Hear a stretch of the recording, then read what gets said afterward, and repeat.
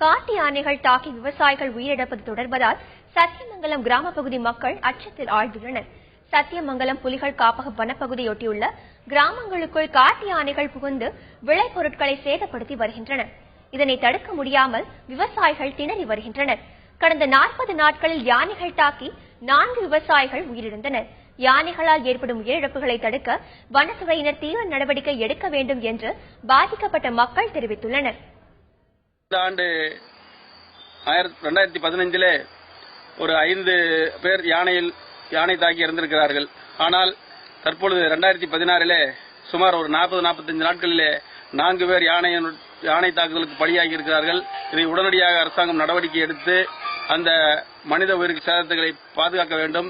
யானைகளின் இனப்பெருக்க காலம் என்பதால் வனப்பகுதிகளுக்கு பொதுமக்கள் செல்ல வேண்டாம் என்ற வனத்துறையினர் எச்சரித்துள்ளனர்.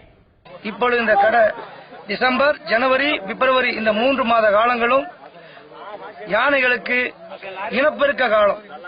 இந்த காலங்களிலே யானைகள் மஸ்தில் இருக்கும்.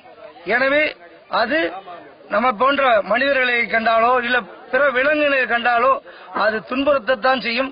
வனப்பகுதியை ஒட்டியுள்ள பொதுமக்கள் அனைவரும் வனப்பகுதியினுள் செல்ல வேண்டாம். மீறி ஏதாவது அத்தியாவசிய தேவைகளுக்கு செல்வதாக இருந்தாலும் சரியான முன்னெச்சரிக்கை நடவடிக்கையோடு செல்ல வேண்டும் என்பதை பணிவோடு வனத்துறையின் சார்பாக கேட்டுக் கொள்கின்றோம்.